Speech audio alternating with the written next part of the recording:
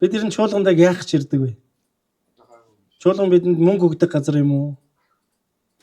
Эсвэл чуулган бидэнд янз бүрийн одоо эд материал өгдөг газар юм уу? Эсвэл чуулган биднийг баяжуулдаг газар юм уу? Чуулган яг яадаг газар юм бэ? Ямар ч байсан саяны миний дурдсан зүйлүүд бол одоохондоо биднэрт өвөөг бах те. Бид нар нэг 10 хэдэн жил амьдлах чуулган ч одоо байгаад 18 дахь жил рүү орчлоо шүү дээ. 18 жил явхад ямар ч байсан мөнгө өгөөгүй, эд материал өгөөгүй. Тэгвэл жилээс жилд чуулганд эргэсдийн тоо нэмэгдээд байгаа нь тэр газар нэг хүч байна тийм үү? Амен. Тэр хүч бол эзнээс юм аа. Тэр хүч бол бурхан юм аа. Одоо нэг үгээр хэлэх юм бол тэр бол нүдэнд харагдахгүй хүч юм аа.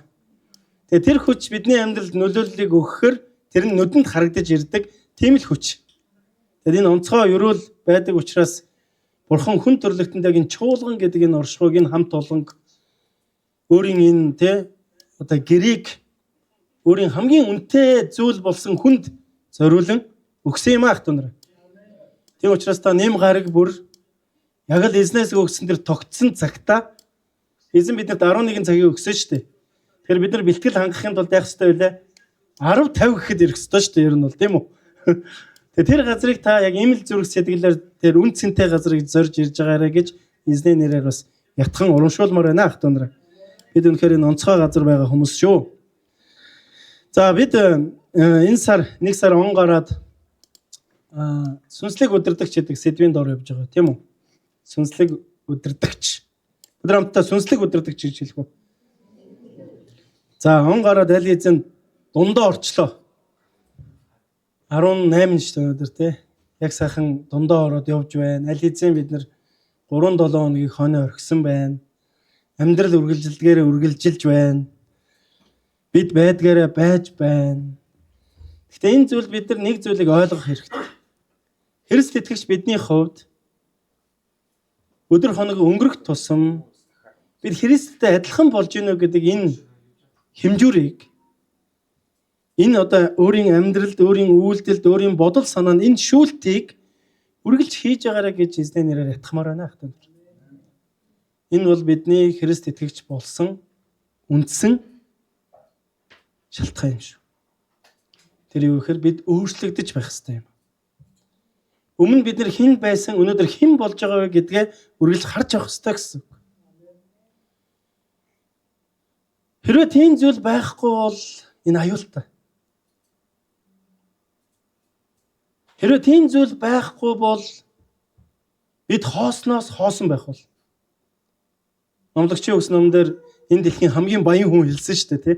Соломон гэдэг хаан тий. Энэ дэлхий хоосноос хоосон юм а гэж. Тэр бүх зүйл байсан түүнд тий. Бүх зүйл байсан. Тэр бас бүх зүйлийг авсан. Тэр бас бүх зүйлийг эдэлсэн. Хүн төрлөختний тэр хойноос нь тий хичээн барин, зориулан барин, өөрийгөө тий ядраан барин явдаг тэр зүйлс хоосон байсан юм а гэдэг зүйлийг гэрчлээд өгсөн байгаа шүү дээ ер нь бол тий. Харин эзэн бол биднийг дүүргэгч юм аах түнэр. Бурхны сүнс бол биднийг дүүргэгч. Тэр дүүрэлт нь бидний амьдралд ерөөл авчирдаг юм аах түнэр. Ямар гайхалтай вэ? Ийм л гайхалтай уршиход бид дуудагдсан хүмүүс шүү. Тийм учраас бидний амьдралд тэр Бурхны өгж байгаа энэ л зүйлийг ойлгож ухаарсан учраас тууштайгаар нэм гараг бүр энэ газар ирдэг юм шүү. Бүр гүнзгийгээр ярих юм бол энэ бол авралын ерөөл юм. Нэгсэндээ хүн төрлөختний утга учирыг ойлгуулж өгсөн газар бол чуулган юм а. Чуулганаар дамжуулан Бурхан ажиллаж байгаа юм а. Тэр газар Библи яригддаг, тэр газар бүтээгч Бурханы тухай яригддаг юм ах тонор. Тэр бүтээгч нь бидний амьдралд мөнхийн амьдралыг өгдөг итгэмжтэй Бурхан юм а. За тийм учраас бүгд хамтдаа би тавагдас нэг зүйлийг асуумаар байна. Сүнслэг удирдагч гэж яг хэм бэ? Магадгүй нэг юм сүнсээр удирдуулдаг хүн байх гэдэг тийм үү? Зөв. Бид нар одоо энэ яг энэ үгийг ингээ ойлгох юм бол тийм. Нэг юм сүнсэл ямар ч ясаа удирдаад байдаг юм шиг байна. Тэгээ түүнийг дагж байгаа хүн бол мэдээж сүнслэг удирдагч байх бах. Тэгэхээр бид нар нэг үгээр Библийн яг гүнзгий энэ том утгыг олж харах юм бол Христийн дагалдагч гэдэг бол сүнслэг удирдагч юм аах юм. Дахин хэлье. Христийн дагалдагч гэдэг бол сүнслэг удирдагч юм аа. Тийм учраас энэ сүнслэг удирдагч гэдэг энэ үг бид бүхэн хүн нэг бүрд хамаатай үг юм. Хүн нэг бүрд шүү. Зөвхөн энэ дээр гарч ярьдаг ч юм уу, эсвэл хин нэгэн заадаг хүн ч юм уу те, тэр хүний тухай яриаггүй гэсэн үг. Та хэрвээ өөрийгөө Христийн дагалдагч гэж үзэж байгаа бол, бас тэгж итгэж байгаа бол, тэгж хүлээн зөвшөөрж байгаа бол таны амьдралд гарцаагүй хамаатай зүйл байх тань. Библийн дагуу бол. Тэгэхээр энэ маш чухал үг яригдж байгаа гэсэн үг. Тэгэхээр Библийг харах юм бол бид үнэхээр сүнсээр өдөрдүүлэн өсөх өөдөө ингээд өсөөд өөрчлөгдөх нь тэ итгэж хүний дагалдагч хүний амьдралын гол зорилго байдаг. Тэгж явсаар байгаад эзний таалсан тэр өдөр бид эзний хаанчлалд баяр хөөртэйгээр орох болно гэдэг. За тэгэхээр яг энэ үгийг ойлгоод өдөр хамтдаа нэг чухал зүйл рүү орцгоё. Өнөөдөр би номлолынхаа сэдвийг юу гэж өгсөн бэ гэхээр энэ нь бэлтгэгдсэн хүмүүсийнх гэдэг одоо гарч өгсөн баг. Бэлтгэгдсэн хүмүүсийнх. Бэлтгэгдсэн хүмүүсийнх тэгж үтсэн байна шүү дээ. Бэлтгэгдсэн хүмүүсийнх. За бүгд хамтдаа бэлтгэгдсэн гэж хэлэх үү? Та хэр бэлтгэгдсэн бэ? Ойлгомжтой өгөөс дуулна. Мэдээж би бэлтгэгдсэн бол амжилт гаргана тийм үү? Зөв үү? Бэлтгэгдсэн нэгний амьдралд үргэлж боломж байдаг. Бэлтгэгдсэн хүний амьдралд үүд хаалга нээгддэг. Бэлтгэгдсэн хүн Бурхны өрөөлийг бүрэн гүйцэд авч чадна гэх юм. Тэгэхээр бид нэр сүнслэг өдөрдөгч байхын тулд, Бурхны дагалдагч байхын тулд энэ зүйлийг ойлгох нь чухал юм аа. Бид нар эх 3 жилд чуулган маань нэг чухал хараа зорилгыг тавьсан байгаа шүү дээ. Юу лээ? Нэгд нь хамгийн эхнийх нь юу лээ? Дагалдагч бэлтгэх шүү дээ. За үлдсэн хоёр нь орхичээ заяа. Дагалдагч бэлтгэх. Тэгэхээр бид нэр дагалдагч бэлтгэхийн тулд бэлтгэгдсэн байгаа юу гэдг нь чухал байгаа. Зөв үү? Хэрвээ бид нар яг энэ зорилгыг тавьж байгаа бол хэрвээ бид нар энэ Бурханаас өгөгдсөн бидний амьдрал дах бас эх 3 жилийн чухал төлөвлөгөө байна гэж харж чадаж байгаа бол би яг бэлтгэгдсэн байгаа юу? Амийн талх чуулган хэр бэлтгэгдсэн байгаа вэ? Гэдэг энэ асуулт ихсэн үг. Тэгэхээр энэ бэлтгэл ажлыг бид нар ойлгосноороо сүнслэг өдөрдөгчийн тэр чухал мөн чанарыг олж харах байхаа гэж найдаж байна. Тийм учраас эзэн биднэрт яг энэ үгийг өнөөдөр өгсөн байхаа гэж би итгэж байна ах түнэр. Сарын дараа үг хуваалцаж байгаа. Тэгээ сарын хугацаанд чи янз бүр болж байгаа шүү дээ. Эзэн минь юу хуваалцах вэ? Та өөрийн чуулганд яг юу хүсэж байна? Би яг таны ямар үгийг дамжуулах вэ гэл ингээл явдаг номлогч нар. Ер нь энэ эзний үгийг дамжуулах энэ ажил их хэцүү ажил биш үү? Маш хэцүү ажил. Тэгвэл бурхантай ойрхон байвал энэ их амархан ажил юм байна. Энэ хоёрыг хоёулангийн мэдрээл явж гин ер нь бол. Тийм учраас та хэд маань бас номлогч нараа ойлгоод бас хайрлаж байгаараа. За юу. Бас өршөөж уучлж байгаараа. За юу. Тэгээ сарын хугацаанд бодож байгаа. Тэгээд нэг хэд хэдэн сэдвээр төвлөрөө залбираад явжсэн чинь 5 дахь өдөр эзэн маш тодорхой яг энэ зүйлийг надад сануулсан. Тийм учраас би дуулууртаагаар энэ үгийг дамжуулахаар шийдсэн байна. Харин энэ нь өнөөдөр бидний амьдралд гал асаагаас. Энэ нь өнөөдөр бидний амьдралд тэр өөрчлөлтийг авчраасан. Амен. Бидний амьдрал дахь тэр хэвшмэл зүйлүүдийг нуран унгаагаасан. Бурхан биднээс энийг л хүсэж байгаа. Тийм учраас бүгд хамтдаа өнөөдөр өгдөж байгаа эзний үгийг уншицгаая. Марк ном, сайн мэдээний ном, Марк 10 дугаар бүлэг 42-оос 46 дугаар хэсэг. За миний микрофон сайжирсан байна. Одоо гайгүй болж байна уу те? Дээрдэж байгаа юм шиг байна. Надад ойлгогдоод байхыг бодоход. За 42-оос 45. Та бэлэн байна уу? Танд Библи байна уу? Манайхан чуулгандаа ирэхдээ цаасан Библийг авчирж байгаарай за. Яг сүүл үед технологи хөгжөөд утсан дээр байгаад байгаа л да. Гэхдээ хэдүүл бас нэг юм бодиттой бас нэг юм юмнаас салмаарг байгаа шүү дээ тий. Тийм учраас болж өгвөл бас чинээх тийм хүнд биш шүү дээ тий. Тийм учраас болж өгвөл чуулганаараа цаасан Библийг авчираад бас дадчихвал зүгээр ах. 1 2 дургуцаад байгаа юм болов? За бэлэн байна уу? Өдөр хамтдаа яг сайхан бос зогсож байгаад уншия төхөө. Бид нэр эзний үгийг харах юм бол Бурхны үгийг хүндэтгэлтэйгээр бос зогсоод уншсан байдаг шүү дээ тий. За Марк номын 10 дугаар бүлгийн 42-оос 45. За би 3И гэд хэлээ. Тэгээд бүгд хамтдаа уншаа. 1 2 3И. Есүс тэднийг дуудаж тэдэнд харийнхны захирагчдаар тогтсод ард олноо ноёрхдог бөгөөд ихэс дээдс нь тэднийг иргэшээдгийг та нар мэднэ. Харин та нарын дунд бүү юм байг. Хэн ч та нарын дунд агуу болохыг хүснэ тэр нь та нарын зарц болог. Мөн та нарын дунд хэн ч тэргүүнд байхыг хүснэ тэр нь бүгдийн боол болог. Учир нь хүний хүү үйлчлүүлэхийн тулд бус харин үйлчлэхийн тулд мөн олны төлөө амиа зориулах болон төхийн тулд ирсэн билээ гэв. Амен. За өдрөө сууж олноо. За бид Христийн дагалдагчдын хувьд нэг зүйлийг ойлгох хэрэгтэй. Бид сүмд ирэхдээ заримдаа өнөөдөр яг миний бодож байгаа шиг гоё зүйлийг хуваалцах болов гэж боддог. Харин бид Христийн дагалдагчдын хувьд яах ёстой вэ гэхээр өнөөдөр Библийн үг юу хэлж байна гэдэг дээр анхаарах нь чухал юм. Ойлгож байгаа гэж бодож байна. Бидний хүсэж байгаа зүйл илэрхийлэгдэхээсээ илүүгээр Библиэр дамжуулан эзний ариун сүнс бидэнд юуг ойлгуулах нь чухал юм а гэсэн үг байна. Тийм учраас энд яригдж байгаа үг миний дуртаач бай, дургуйч бай, хүсдэгч бай, хүсдгүүч бай. Энд яригдж байгаа үгийн дагуу амьдралаа өөрчлөх нь, оюун бодлоо өөрчлөх нь, үйлдэлээ өөрчлөх нь дагалдагч хүний үн чанар юм ахтан. Түүнээс биш би ингэж бодсон юм аа. Энэ жах өөр юм яриад байна да гэж энэ бодох нь Библийн дагуу биш гинэ ахтан. Харин бид үнэхээр энэ Библийн энэ амин үгийг Бурханаас бидэнд өгөгдсөн тэр амин сүнсээр дамжуулан эзний тэр хүслээр дамжуулан илэрхийлэгдэн өнөөдрийн хүртэл бидний гар дээр ирсэн гэдэгт итгэж байгаа бол түүний дагуу үйлдэх нь сүнслэг дагалдагч юм ахт.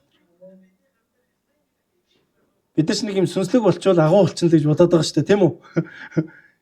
Ихэвчлэн нэг тиймэрхүү бодол байгаад байдаг шүү дээ, итгэж болохоор. Та нарт ямар байсныг мэдэхгүй. Би бол нэлээд удаан тийм амьдралаар амьдэрсэн. Нэг сүнслэг болчихол юм бол яг нэг агуу итгэж болчих юм шиг санагдаад нэг хэсэг явсан. Эзэн яг өнөөдрийн хүртэл баг багаар өөрчилж байгаа л да. Тэгээ өөрчлөгдөхийг хичээж. За тэгэхээр өнөөдөр бидэнд өгөгдсөн энэ үгийг ойлгохын тулд бүгд яг энэ хам сэдв рүү орох нь чухал ах гэж бодож. Тэгээ энэ үгийг Есүс хэлсэн байгаа. Маш чухал зүйлийг яг энэ өнөөдөр бидний 42-оос 45 дахь хэсгээр хэлсэн байгаа. Энийг хэлэх болсон нэг тийм чухал шалтгаан байгаа. Тэгээ бид нар энэ 35 дахь хэсгээр очих юм бол 35 дахь хэсгээс ингээ харах юм бол эзний нэг 12 дагалдагчдын дунд нэм асуудал үүссэн байгаа даа. Өөрөөр хэлэх юм бол хэрүүл маргаан болсон. Зөрчил болсон. Нэг талдаа үзэн ядалт болсон. Үл ойлголцол болсон. Ойлгож байна тий? Бид нар бодохдоо Есүсийн дагалдагч нарын дунд тийм юм барыг болохгүй байх л гэж бодож байгаа юм. Гэсэн яг үндэ энд нэг тийм зүйл болсон байхгүй юу? Тэгээ яагаад ийм зүйл болсон бэ гэдгийг яг энэ хам сэдв дотор хэлж өгсөн байгаа даа. Тэгээ энэ зүйлээс болоод эзэн яг өнөөдрийн энэ үгийг өөрийн дагалдагчдад буюу цаашдаа эзний хаанчлалд ирэх бүх хүмүүст зориулн хэлсэн чухал үг байгаа даа хтонор. За эзний дагалдагч нар дунд Зебедийн хөвгүүд гэдэг нэг хоёр хөвгүүн байсан. Нэг нь Яков, нэг нь Иохан шүү дээ, тий? Бид нар сайн таних баг. Тэгээ тэр хоёр яг үндэ асуудал үүсгэсэн бохгүй. Энэ хоёр ах トゥ хоёр. Тэгээ магадгүй нэг бүлэглэсэн юм шиг байгаа юм ер нь бол. Нөгөө 10-ыг ингээд бүлэглээд ингээд булан шахсан юм шиг байгаа юм ер нь бол. За. Энд яасан мэхээр Есүсээс мань хоёр маш өөрсдөө яг дотоод сэтгэлийнхаа хүслийг илэрхийлсэн. Тэгээ юу гэж хэлсэн мэхээр та битэрийн энэ хүслийг биелүүлж өгөөч гэж хэлсэн байхгүй. За би 35-аас уншия.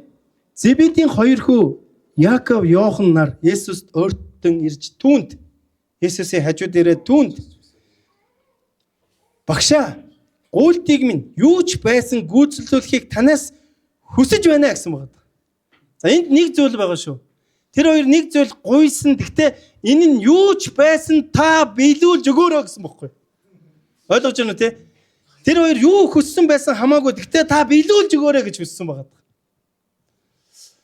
Магадгүй энэ цаг хугацааг харах юм бол энэ хоёр маань Есүстэй нэг хэдэн жил явсан юм шиг байна. Хамт. Тэгээд мэдээж хэдэн жил явсан учраас дотноссон баг тийм үү? Нэлээд ойрхон хамаагүй ингээ ярьж мэрдэг болсон баг заяа. Анх энэ хоёр чинь дагж мохтой бас эвгүүцсэн шүү дээ. Эзэн байж байгаараа би эднэр эхлээд эцгээ оршуулаад гэх энэ төр гэсэн шүү дээ ер нь бол. Тэгсэн чинь энэ хоёр харин хэдэн жил явсныхаа дараа нэг юм ойлгосон юм шүү. Тэгээд тэр хоёрын ойлгосон зүйлийг үргэлжлүүлээд харцгаая. Тэгээд Есүст ойртсон байсан байх магадлал өндөртэй бодох. Тэгээд тэр ингэсэн. Танаас хүсэж байна гэв. Тэр та нарт юу хийж өгөхийг надаас хүсэж байна вэ гэхэд Есүс эргүүлээд хариулсан. За та юу хүсэж байгаа юм бэ? Тэр юу ч хамаагүй гэдэг зүйл чи юу юм бэ гэдэг зүйлийг асуусан байгаа. Тэд түүнд за энэ их тийм чухал гэдгийг мань хоёр Есүстэй хэдэн жил хамт явахдаа ойлгосон юм шиг байна.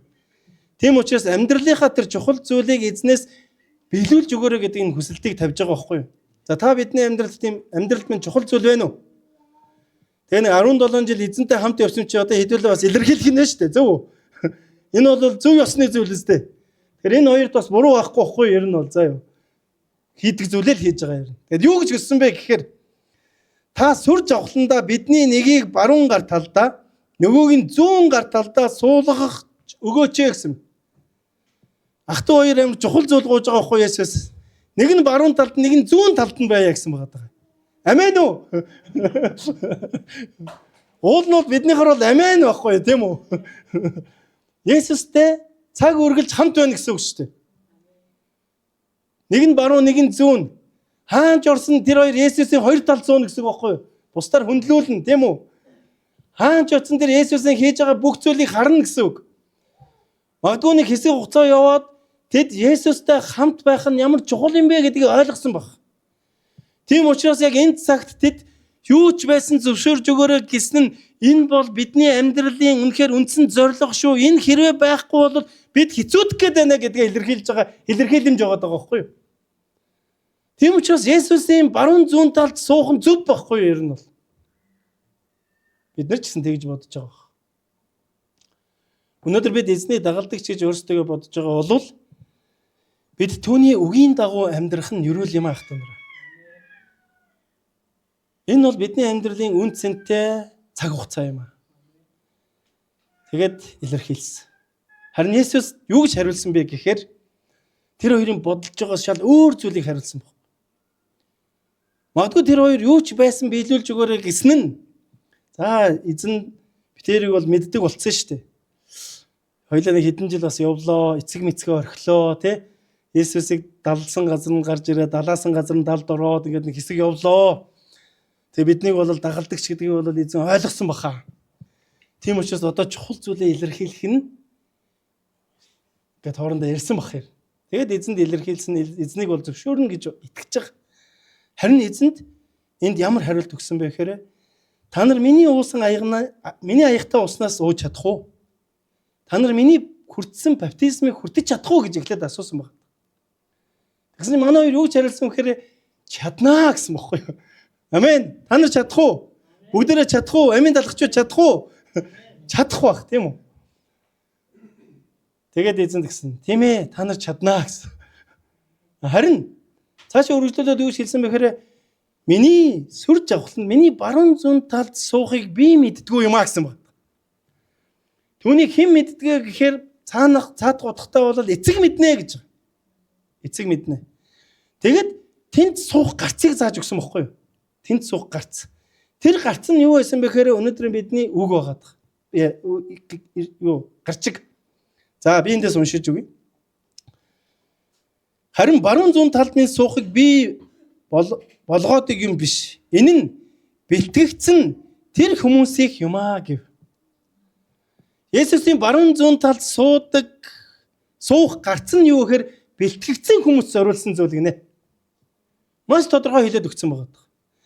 Тэгээ энэ зүйлийг хэлээд байж ясан чинь Манай ах トゥ хоёрын гаргасан үйлдэлээс болоод нөгөө 10 нөгөө хоёрыг чинь бөөрлөгдөг байхгүй юу бас. Нэг басандаа асуудал үүссэн гэсэн. За болдоо та хоёр одоо энэ хэдэн жил хамт явчаад хоёулах нь хүү хичээгээд тахтай яад юм бэ? Ийм юм гэж юу вэ? Бид нар ч гэсэн баруун зүүнд нь суумаар байна шүү дээ. Нэг басандаа энд яасан бэ гэхээр эрх мэдлийн тулаан болж эхэлсэн байхгүй юу? Энд юу болсон бэ гэхээр эрх мэдлийн өрсөлдөө хэн нь Есүстэй ойрхон байх вэ гэдэг тэмцэл явж эхэлсэн байгаа байхгүй юу? Есүстэй ойрхон л байвал бүх зүйл болчих юм байна гэдэг энэ бодол байсан гэсэн. Тэгэд харин энэ ойлголтыг эзэн одоо засаж өгсөн үйлдэл нь өнөөдөр бидэнд өгж байгаа эзний үг юм аа. Тэгээд тэр юу гэж хэлсэн бэ гэхээр ингэсэн бэ. Есүс тэднийг дуудаж тэдэнд одоо ийм зүйл болж байхад тэднийг дуудаад тэдэнд хэлсэн зүйл нь харийнхны захирагчдаар тогтоогдсод ард олноо ноёрхдог бөгөөд ихэс дээдс нь тэднийг эрхшээдгийг та нар мэднэ гэж хэлсэн байна. За энэ хэсгээр юу гэж байгаа вэ гэхээр захирагчд яадаг гэж байна. Ноёрхдог гэсэн байна. Нэгсэндээ бид нар энэ дэлхий дээр амьдарч байхдаа харж ирсэн тэр засаглал, харж ирсэн тэр эрх мэдэл, харж ирсэн тэр засаглал болвол тэр ард түмнийг ноёрхдог байхгүй юу да. Тэгэд ихэс дээдэс тэднийг эрхшээдгийг та нар мэднэ гэсэн байна. Тэгэхээр энэ 10 эзний дагалдагч нар бол яг энэ эзний энэ 42 дээр хэлж байгаа зүйлийг маш сайн мэддэг зүйл нь байсан байгаа даа. Маш сайн мэддэг. Тэр энэ Ромын засгийн үед байсан Ромын хаанчлал энэ ноёрхлоор эрх мэдлэр тэр эрхшээлийг өөртөө авдаг тийм засаг байсан гэсэн үг. Тийм учраас энэ ноёрхол гэдэг энэ үгийг эзний дагалдагч нар маш сайн мэдж байгаа тийм процесс байгаа даа. Тэгэхээр бүгдээ энэ ноёрхол гэдэг үгийг цаашаа задлаад харах юм бол энэ ингэж байгаа. Дээрээс хүчээр дарамтлах гэж. Эрх мэдэл өгөгдсөн. Тэгээ тэр эрх мэдлэр дамжуулан дарамтлах тухай ойлголт тавьж байгаа. Мөн тэр ард түмнийг айдсаар захирдаг гэсэн утга явж байгаа. Ард түмнийг айдсаар захирдаг. Мөн хүмүүсийг эд зүйлсээр тэгээ эд зүйлд одоо тэр хүчээр үзэл бодлоо тулгадаг гэсэн байна. Мөн хүмүүсийг нөө эзэмших өөрийн болгох одоо тэр хүсэл явж байгаа гэсэн. Яг энэ ноёлох гэдэг энэ ойлголт дотор. Мөн өөрийн бодлыг айдсаар дамжуулан баталгаажуулах. За ийм ойлголтууд ер нь явж байгаа гэсэн үг байхгүй. Тэгэхээр энд хүчээр ноёлох нь таатай зүйл биш юм а гэдгийг эзэн Есүс өөрийн дагалдагч нартай хэлж өгч байгаа. Цаашаа харах юм бол энд гэж байгаа. Ихэс дээдс нь тэднийг эргшээдгийг та нар мэднэ. Харин та нарын дунд бүү ийм бай гэсэн. Энэ үгээд ийм сонголт өгсөн зүйл өөрөөсөө биш байгаа. Миний дагалдагч нараа та нар ийм байхгүй байвал ямар вэ? Энэ зөөлрүүлсэн зүйл ерөөсөө биш. Энд харин тушаасан байна. Бүү юм бэ? Бүү ноёрох гэсэн зүйл энд явж байгаа. Тэр энд нөгөө ихэс дээдс нь тэднийг эргшээдэг гэдэг энэ үг нь өөрөө юуны тухай ярьж байгаа гэхээр тухайн нийгмийн ихэс дээдс нь тухайн нийгмийн нэлээд нөлөө бүхий хүмүүсийн тухай ярьж байгаа. За магадгүй энд багш нар орж байгаа. Хуулийн багш нар. За магадгүй энд шашны удирдагч нар орж байгаа. Магадгүй энд хөрөнгөтнүүд орж байгаа байхгүй. Тэгээ тэд яадаг вэ гэхээр яг энэ ноёрхож байгаа, захирж байгаа хүмүүст одоо өөрсдөө одоо муухайгаар хэлэх юм бол долгиондаг гэх юм. Тэднийг одоо дэмждэг гэсэн юм ойлголт явж байгаа гэсэн. Харин ийм зүйлийг дэмжиж болохгүй шүү гэдгийг хэлж өгсөн байна. За эндээс харах юм бол бид энд хараар хэлсэн байна тий. Ноёрхдог, эргшээдэг. Тэгээд бүү ийм байх тун гэж. Бүү ийм байх тун. За магадгүй бидний амьдралд аливаа зүйлийг айдас дотор хөтлөн дагуулж явж байгаа зүйл байгаа юм биш үстэй гэж. Хин нэгэнд өөртөө бусдад за юу гэдэг нь тий. За магадгүй энэ төр зурих гэдгийг хэлж өгсөн байна.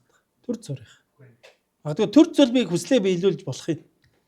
Цаг нь болоход тэр зүйл миний эсрэг болно гэдэг ойлголт. Тийм учраас эзэн энэ бүх зүйлийг ойлгож ясан учраас маш чухал зүйлийг одоо өөрийн дагалдагч нартай ойлгуулж байна. Тэр нь юу гэхээр үргэлжлүүлээд ингэж хэлсэн баг. Харин та нар бүү юм байг. Хэн ч та нарын дунд агуу болохыг хүснэ тэр нь та нарын зарц болог. Мөн та нарын дунд хэн ч тэргүнд байхыг хүснэ тэр нь бүгдийн боол болог гэж хэлсэн баг. За одоо энэ хэлсэн үгийг бүр илүү цаашгаа гүнзгийрүүлэхийн тулд тэр өөр дөрөө жишээ татна ярьсан баг. Тэр бид нар энэ дэлхийд эзний хаанчлал дотор амьдарч байхад одоо бидний энэ хэллэгийг бол теолог буюу бурхан судлал гэж үзэж байгаа шүү дээ. Библи Христ итгэлийн одоо энэ үзэл санааг. Тэгэхээр хүн төрлөختөнд бас энэ теологч болон нийгэм эзний үгийг дамжуулдаг, бусдад бас соён гэгэрүүлэх маш олон зүйлээр одоо алдартай байдаг нэгэн одоо номлогч байсан. Тэр бол Джон Стот гэдэг хүн байна. Джон Стот. Тэр хүн бол Английн Христ итгэлийг олонд танигдахад маш их үр нөлөө үзүүлсэн хүн. Тэр нь Английн хатан хааны зөвлөхөөр маш олон жил ажилласан тийм Христ итгэлд одоо удирдахч байгаад байгаа. Нэгсэндээ сүнслэг хүн байгаад байгаа гэсэн. Тэр хүн юу гэж хэлсэн бэхээр ингэж хэлсэн байгаад. Бид Есүстэй адил үйлчлэхээр илгээгдсэн. Энэ бол зөвхөн сурталчилгаа биш, амьдралд хэрэгжүүлэх үйлдэл юм а гэж хэлсэн байна. Яахаар гэж байна? Үйлчлэхээр илгээгдсэн гэж. Тэгэхээр энэ үг яг хаанаас гарч ирсэн бэхээр өнөөдрийн бидэнд өгдөж байгаа их дотроос маш тодорхой эзний өөрийн үгээс гарч ирсэн үг байгаа. За бид нар 45 дахь хэсгийг харъя. Энд юу гэж байгаа вэхээр учир нь хүнийхээ үйлчлэхийн тулд бас харин үйлчлүүлэхийн тулд мөн олны төлөө амиа золиос болгон өгөхийн тулд ирсэн билээ гэж хэлсэн байна. Яахаар ирсэн гэж байна? Үйлчлэхээр ирсэн гинэ ах та нар. Үйлчлэхээр. Эзэн Есүс Христ хэн нэгнээр хүндлүүлэхийн тулд биш, түүний энэ дэлхийд ирсэн гол зорилго нь юу байсан бэхээр үйлчлэхээр ирсэн гинэ ах та нар. Үйлчлэх.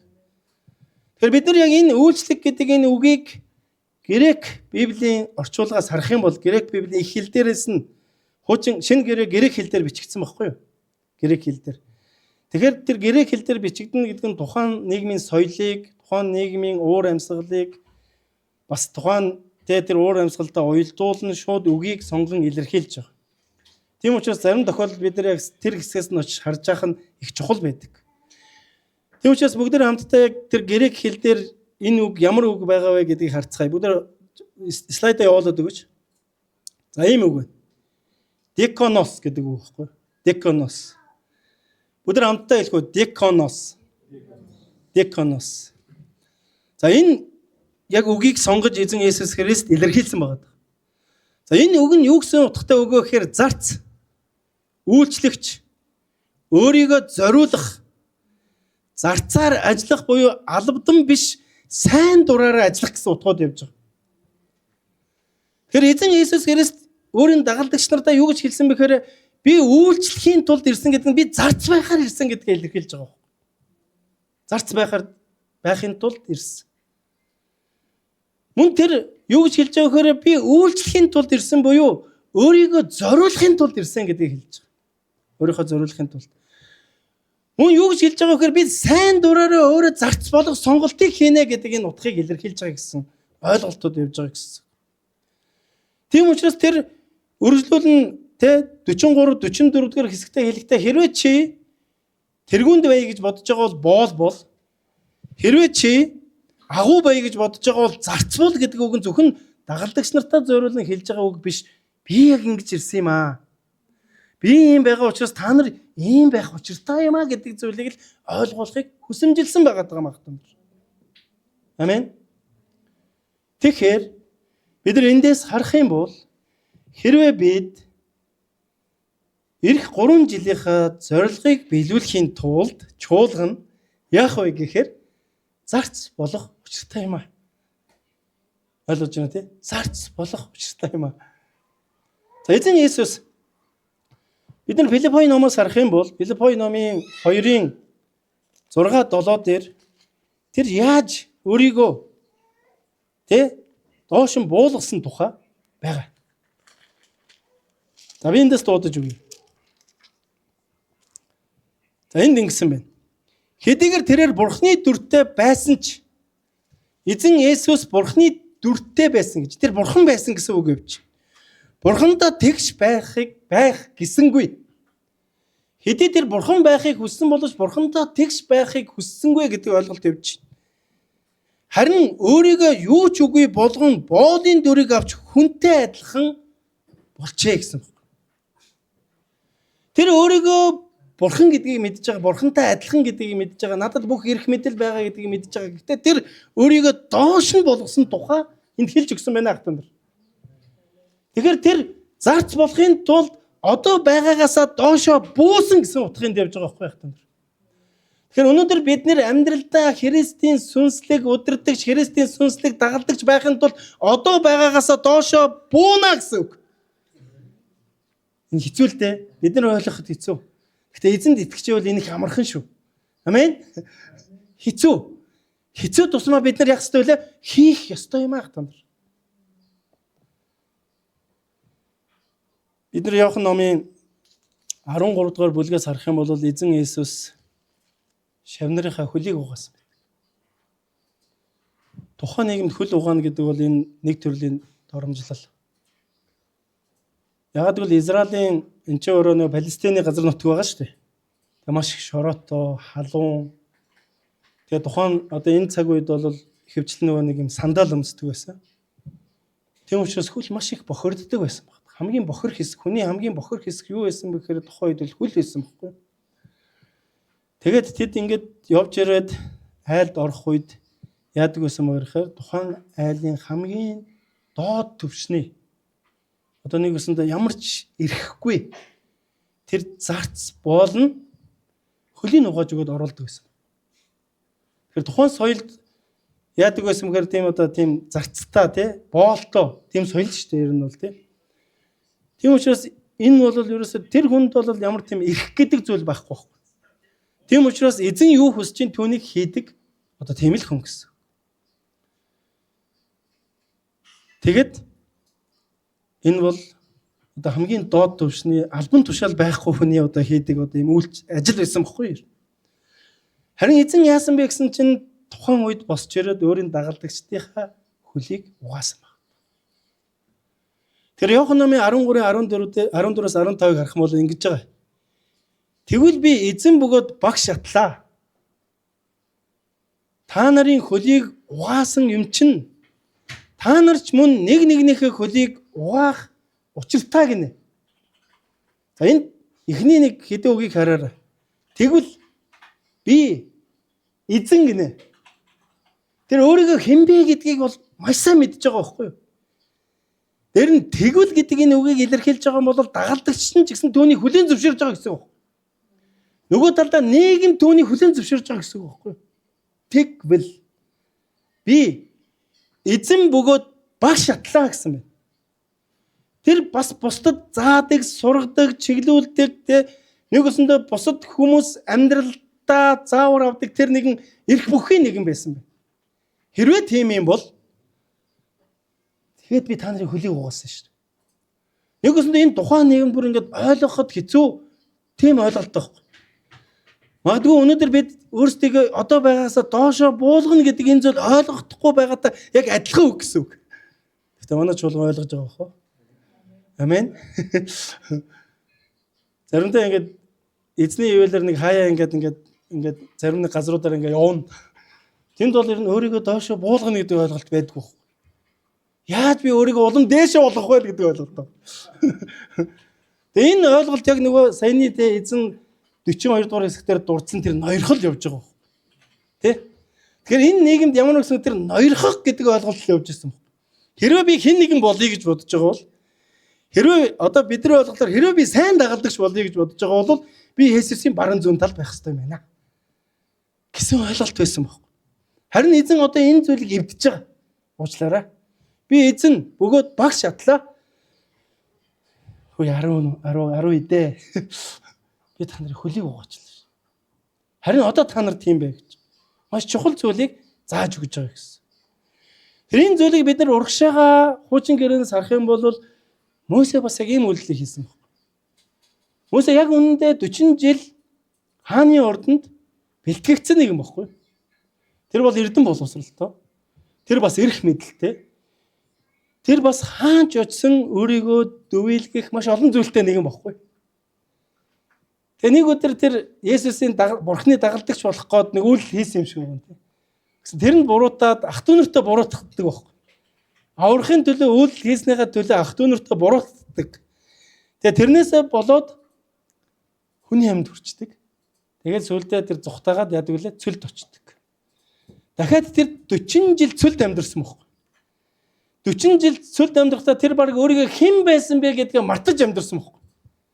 Өөрийгөө нэг хааны ордонд байсан эрдэн боловсралтай байснаа баг мартсан.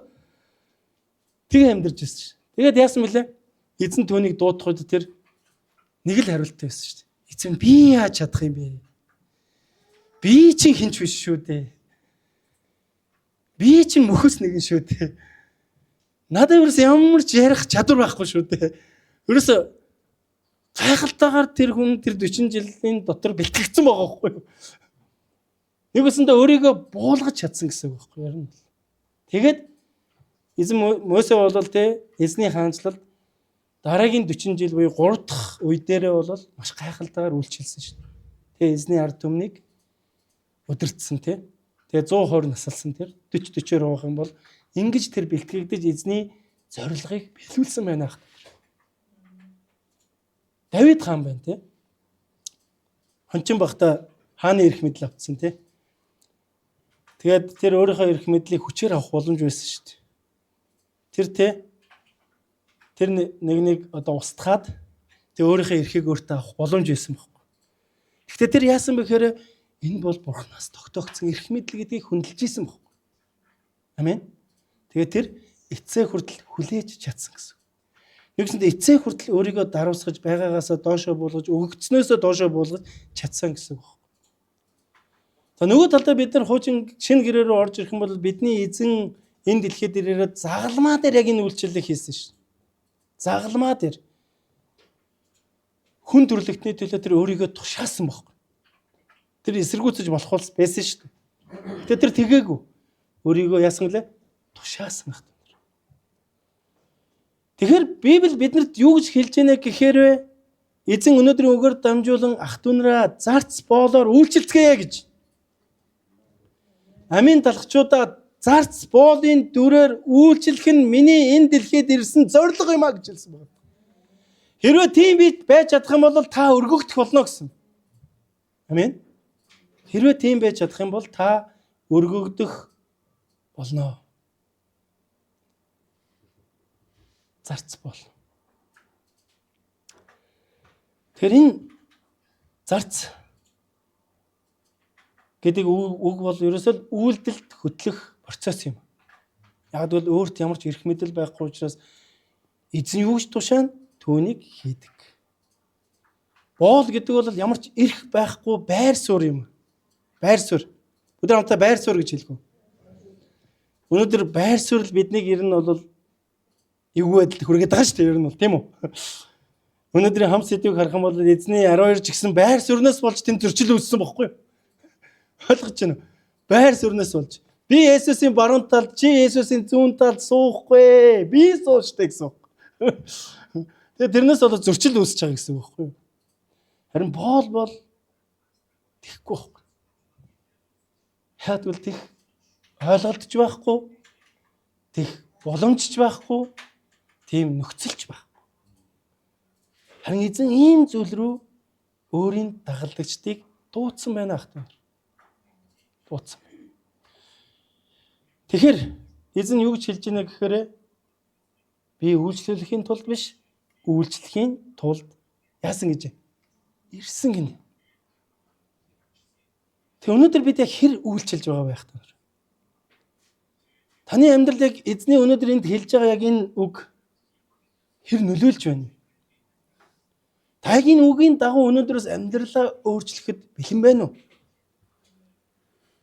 Хэрвээ бид өөрсдийнхөө тэр цагаас энэ цагийг хүртэл итгэлийн амьдралаар явж ирсэн он цагаа харах юм бол бид Бурхан дуулууртайгаар үйлдсэн үйлдэлээс шалтгаалж миний оюун бодол зүрх сэтгэл амьдрал минь өөрчлөлт бий болсныг тодхон харах баг. Ганцхан шалтгаан байна хта нар. Дуулууртай байсан. Харин бид тэрсэлдэх бүрдээ яадаг вүлээ? Сэтгэл минь шаналдаг. Тэгээ зогсохгүй зүрх минь хатуурдаг. Тэгээ зогсохгүй сүулдэ орж чуулганаас явах хэмжээний одоо шийдвэр төрдөг шүү дээ ер нь бол тийм. Тэр өнөөдөр бид яг хэр үйлчилж байна вэ гэж байна. Тэр бид хаана үйлчлэх ёстой? За хэдэл 3 талбарыг, за 4 талбарыг олж хараад тэгээд би өнөөдрийнхөө үгийг дуусгая. Нэгдүгürt бид өөртөө үйлчлэх ёстой.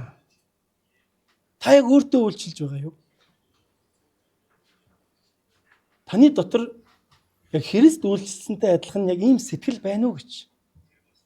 Христ энд яаж үйлчилсэн бэхээр хэлсэн баггүй юу? Би амиа өгөхөөр үйлчилсэн гэж байна. Тэр бүр амиа өгсөн.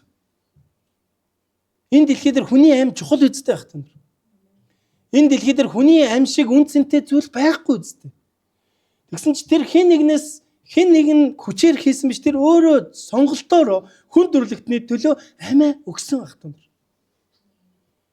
Тэр өнөөдөр бидний зүрх сэтгэл дотор би яг хаана байна вэ гэж бид өөрлөгөө харах цагаа гэсэн байна. Би өөртөө үйлчлэмээр. Хоёр дахь зүйл нь бид нийгэмд үйлчлэх учиртай.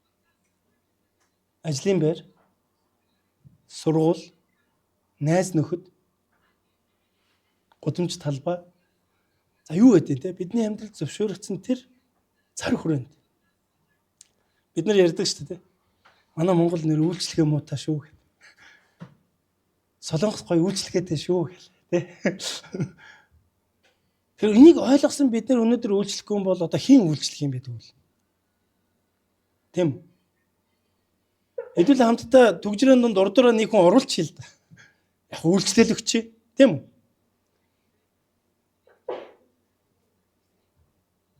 Яагаад бид нар яг энэ дэлхийн хүмүүстэй адилхан ааш араншин гарах ёстой гэж. Харин Библи бидэнд бидхий тийм байгаасаа гэдгийг өгсөж. Тэд угаасаа ноёлно. Тэр ноёлж байгааг та нар мэдж байгаа шүү дээ. Гэхдээ та нар бүү юм бэ гэж хэлсэн байна. Харин юу гэж хэлсэн гэхээр та нар зарц боол бай гэсэн. Яг бид нарт ойлгохдохгүй байж бол энэ бурханд гайхалтайгаар гарцсан байгаа юм аах та нар. Тийм учраас бид Христийн дагалдагч байгаа хувьд, сүнслэг хүнийхээ хувьд эзний үгийн дагуу үйлдэх нь итгэж хүний зорилго юм аах та нар. Түүнээс итгэж хүний зорилго амжилтанд хүрэх биш байхгүй юу? Итгэж хүний зорилго мөнгөтэй болох ерөөсөө биш. Гэхдээ энэ байж болохгүй гэсэн зүйл бас биш шүү. Гэхдээ бидний үндсэн зорилго юу гэхээр үгийн дагуу үйлдэх байхгүй яах вэ? Тэр өнөөдөр Библиэлд маш тодорхойгоор юу гэж хэлсэн бэ гэхээр зарц боолоор үйлчилгээ хэлсэн байгаа байхгүй. Амен. Гурав дахь талбар бол гэр бүл. Ахтунаар бид гэр бүлдээ хэр үйлчилж байгаа вэ? Би бодсон. Сүүлийн хэдэн жилээр гэр бүлдээ бараг үйлчлээгүй шүү. Тэгээ жоохон гэмшлээ. 2010 он шиг санагдаж байна. Анх Солонгосоос итгэгч болоод Солонгосоос ирээд. Тэгээ тэр нэг хэдэн жил гэр бүлдээ би маш сайн үйлчилсэн баг. Тэгээ тэр гэр бүлдээ би үйлчилснээс болоод яасан бэ гэхээр би Солонгост байхдаа ч гэсэн ингээд үнэртээ үйлчилдэг байсан. Тэгээ тэр үйлчлснээс болоод яасан бэ гэхээр манай гэр бүл ах トゥ хамаатан саданда нэг ч удаа чи сүмд явууч гэж ятгах үзээгүй байхгүй. Юусе тийм ятгалах хийгээгүй. Би тэр үндсэн одоо тэ Библиэс ойлгож байгаа ойлголт юу байсан бэхээр үгийн дагуу амьдрахад бусдын дагаад үлднэ гэдэг ийм философи гэх юм уу? Ийм итгэл байсан. Тийм учраас би тэрийг хийх гэж л үзсэн манай эхнэр тэр. Харин эргээд ингээд харахад яг энэ зүйлээс минь болж маш олон ах トゥ нар маань чуулганд явсныг харсан. Амен. Маш олон ах トゥ нар. Харин сая би энэ номлыг бэлдээ сууж байхдаа чи хамгийн сүүлд хизээгээр бүлдээ үйлчилсэн бэ гэж өөрөөсөө асуусан. Бас нэлээд зүрх хатуурсан байх шүү. Эрэл болж игэл загнах гал байдаг болсон байх шүү. Надад энэ эрхийг үйлчилсэний төлөө бурхан өгсөн бохгүй юу? Хүндэлдэг. Манай гэр бүлийнхэн намайг маш их хүндэлдэг. Тийм учраас юу ч хий гэсэн намайг дэмждэг байхгүй юу? Энэ юуных байсан бэхээр үйлчлснийх байсан баг. Харин эргээр харсан чи би тэрийгээ бүр ингээд шал өөр бодцсон тий. Би чинь бол гол хүн шүү дээ. Яа. Би чинь юу бол нөлөөтэй шүү дээ. Гэ бодцсон явж шít. Тэгээ дээр нь энэ юугаар эзэн надад энийг баталгаажуулж гэх юм уу гэрчилж өгсөн. Яг энэ зүйлийг бодоо залбираа явж байсан чинь өнгөрсөн 7 хоног тэрний уртлын 7 хоног 2-7 хоног миний амьдралд нэг юм чухал зүйл болохгүй юу. Тэг юу болсон бэхээр хизээч над руу ингэж хандахгүй тийм одоо миний хүмүүс ахгүй миний таньдаг хүмүүс. Гэс нэг өдөр манай нэг найз орой залгаж байна. Тэр хаана гэртээ байна. Би чамтай нэг уулзмаар байна. Яас. Би нэг сэтгэлээ онгоод чамтай ярмаар чамаас зөвлөгөө авмаар байна гэж шүү. Хөөөр гайхаад надаас хязгаарч тэр хүн зөвлөгөө авах хүн биш байхгүй юу. Тэгээ би ч одоо тэр зөвлөгөн ч хийн те. Яг тэр орой олцсон байсан учраас найзгаа уушлаараа би маргааш яг орой тэдэн цагт яваад очиё гэд цаг товолсон. Тэгээ би яг товолсон цагтаа явуул очсон. Очсон амьдралаа ярьж. Тэгээ тэр яасан бэхээр гэр бүлийн асуудал байсан. Их нартайгаа таарахгүй байгаа, амьдралд аз жаргал алгах тий. Тэр нь би бодож маш олон удаа бодсон. Би маш олон хүнтэй ярьсан. Тэгээ бодож надад чийл одоо тий үлдлээ гинэ. Амен уу. Ямар ч ясны өнгөрүүлсэн он цаг маань тэр хүнийг над руу ингээд тий холбогдох хэмжээнд ямар ч ясан эзэн өөрчилсөн байна. Эзэн талархчихлаа. За болж шүү бас. Гэтэ ишээ илүү. Өшөө цаашаа яаж би байгаагаасаа доошоо буух вэ гэдэг ойлголт ч тэр нь л тий. Тэгээ тэр зөндөө ярьсан. Тэгээд тэр найз маань юу гэхээр за би ер нь танаас сүмд явна гэсэн. Уул нь амлсан гэхдээ ирээгүй л байна л да. Гэхдээ тэр амлалт биелээ болох байхаа гэж найдаж.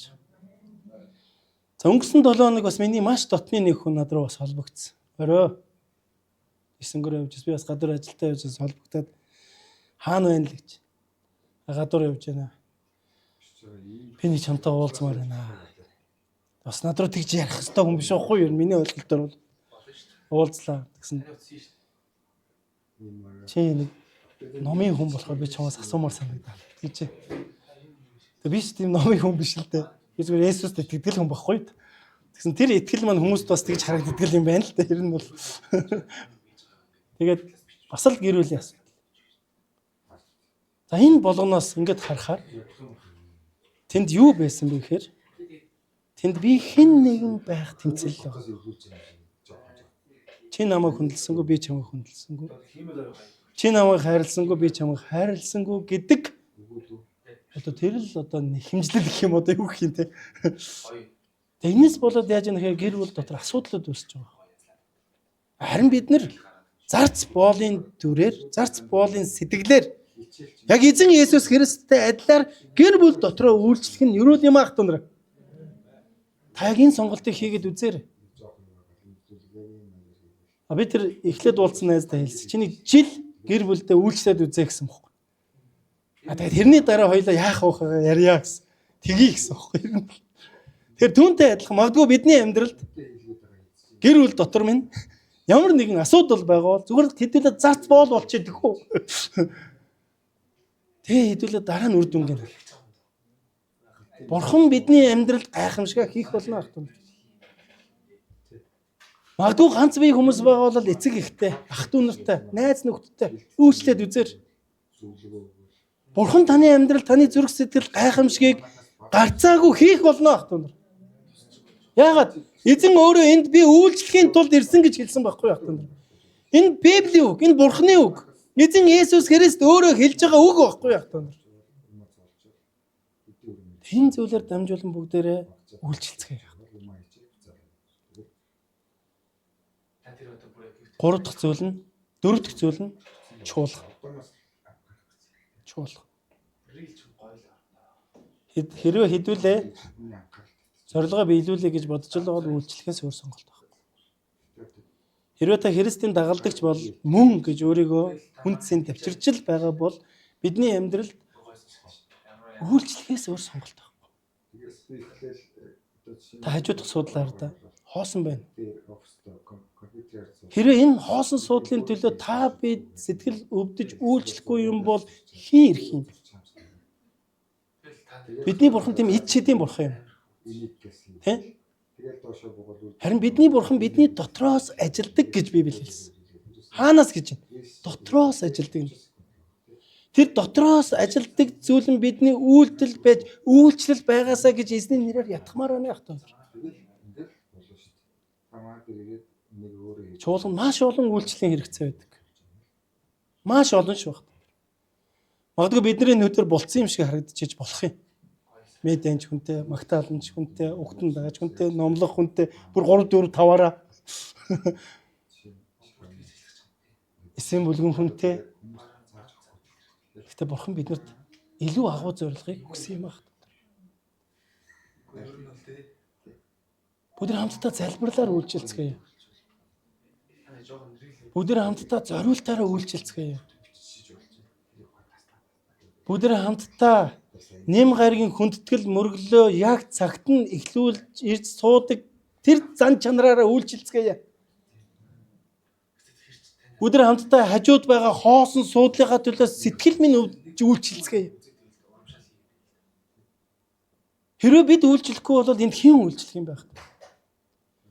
Бид үнэхээр эзний дагалдагч гэж өөрсдөө бид хүлээн зөвшөөрж түүнд өөрийгөө өргөдөг юм бол бид үйлчлэхгүй юм бол хэн үйлчлэх юм бэ? Амен. Магадгүй өнөөдөр энэ 18 жилийн туршид үйлчилж байсан хүмүүс байсан учраас өнөөдөр бид байгаа байхгүй яах вэ? Хэн нэгэн бидний төлөө үйлчлээгүй байсан бол бид энд байхгүй байхгүй яах вэ? Амен. Тийм учраас энэ үйлчлэл гэдэг маш чухал юм байна. Одоо бүгдээрээ гарцаарцсан. Бурхны сүр жавхлан дотор баруун зүүн талд нь зогсохыг хүссэн бохгүй юу? Та хүсэж байна уу? Бурхны сүр жавхланд Есүсийн баруун зүүн талд суухыг хүсэж байна уу? Мэдээж хүсэж байгаа. Энэ бол бидний үндсэн зорилго байх ёстой. Яг бол бурхан хинбэ гэдгийг бид мэдж байгаа. Бурхан юу хийдгвэ гэдгийг ч бид мэдж байгаа. Түүгээр зогсохгүй бурхан амлалтандаа үнэнч гэдгийг ч бид мэдж байгаа. Тэр бидэнд юу гэж амласан бэлээ? Бид чамд мөнх амийг өгөх болно гэсэн баг. Чи бол мөнх амийн эзэн байх болно гэсэн баг. Тэгээ бурхны сүр жавхланд зогсохын тулд ямар хүмүүс хэрэгтэй гэсэн? Бэлтгэгдсэн хүмүүс зориулагдсан гэсэн баггүй. Бэлтгэгдсэн хүн хинбэ гэсэн чинь өнөөдөр эзний үгийн дагуу бол үйлчилдэг, өөрийгөө зориулдаг хүн юм байна ахтан. Өөр гарцгаа. Та өөрийн битээ хайгаар. Өөр агуу юм битээ хайгаар. Цаг алдна. Өнөөдрөөс эхэлцгээе. Амен. Өнгөрөөсөн хугацаанд та бүгд миний амьдралыг мэдж байгаа. Би Солонгост бас 6 жил үйлчлээд ирсэн. Гэр бүлээсээ хол. Энэ үед эхнэр битээр нэг нэгэндээ үйлчилж байснаа харсан. Нэг нэгэндээ үйлчилж байсан. Тийм учраас битээрийн дунд энэ 6 жилийн тулд нэг ч маргаан гараагүй шүү. Боддоо уул нь гомдлмоор юм тийм үстэй. Чи байхгүй бидэндээ бүх юм гэлээ. Гэтэ би ийм сая эхнэрийг эзэн өгсөн талархаж байгаа. Тэгээ би энийг нь ойлгоод аль болох өөрийгөө зориулахыг хичээж байгаа байхгүй юу? Ойлгосноо те? Ерөөсөө л үйлчлэл. Бид биендээ үйлчлэхэд болчихно. Тэгэхгүй нөгөөд бол үйлчлэхгүй байж болно. Бид бурхны дагалдагч болсны хувьд, сүнслэг хүн болсны хувьд үйлчлэх нь ерөөд юм ахтан. Та бити ингээ мэрэгэн юм бити бод. Би үйлчлэлчүүл доошоо орчин гэж бити бод. Зүгээр л бурханд итэг. Бурхан юу гэсэн бэл? Би доошоо орцсон шүү дээ гэдэг байгаа байхгүй.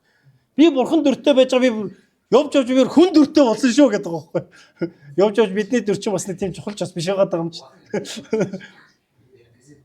Ойлгосноо бах тундраа. Халелуя.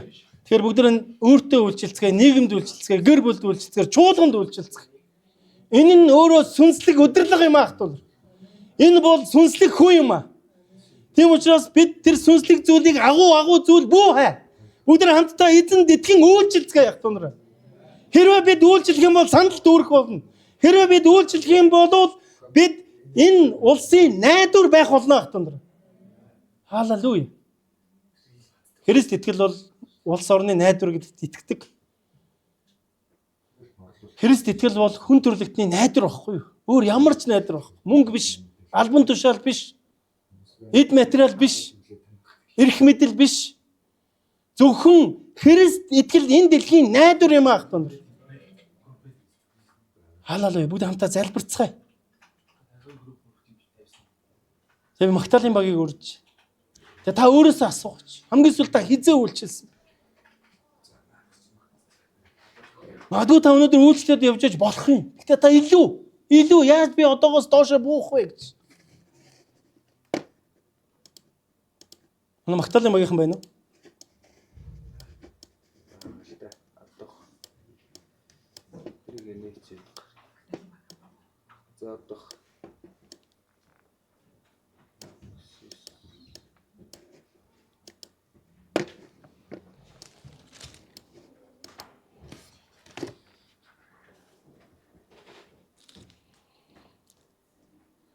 Эфес номын 6 дугаар бүлгийн 6 дээр нэг ийм зүйлийг хэлж өгсөн.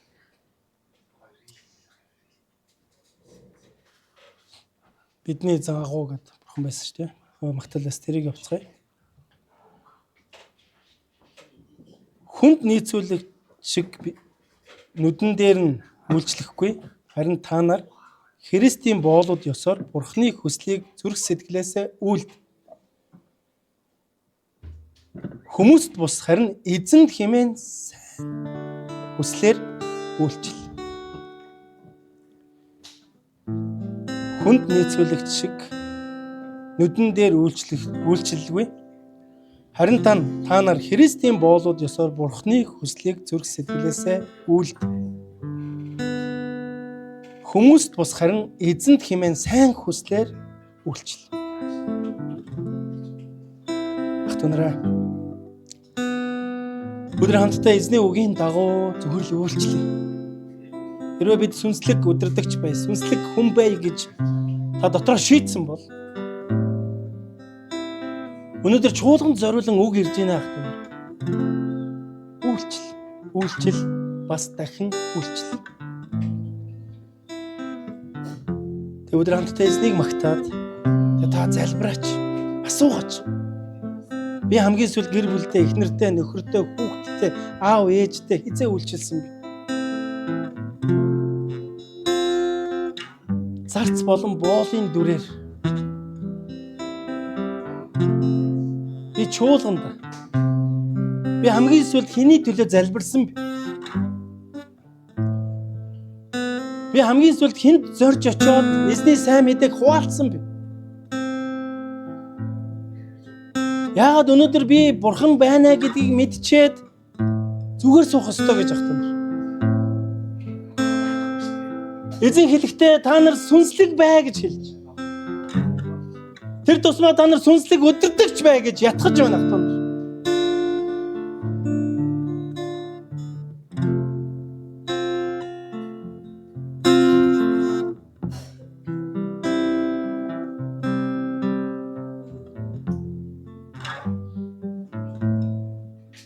Бидний эзэн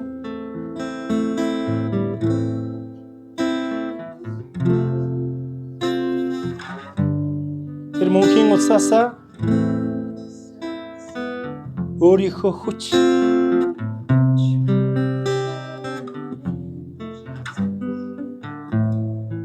бидний эзэн өдөр бурханд итгэцгээе яах тун. Тийм учраас өнөөдөр Библи биднийг юунд ятгах вэ? Түүний дагуу үйлдэцэг.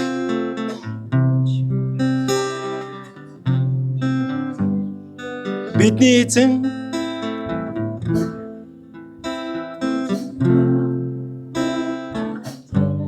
тэр мөнхийн улсаасаа би хүч бахараар энэ дэлхий захирна. Бидний эзэн агуу бурхан тэ мөнхийн улсаасаа өөрийн хүч бахараар энэ дэлхий захирна. Бидний эзэн агуу бурхантэй мөнхийн улсаасаа өөрийн хүч ба хараар энэ дэлхийг захирна. Бидний эзэн агуу бурхантэй мөнхийн улсаасаа өөрийн хүч ба хараар энэ дэлхийг захирна.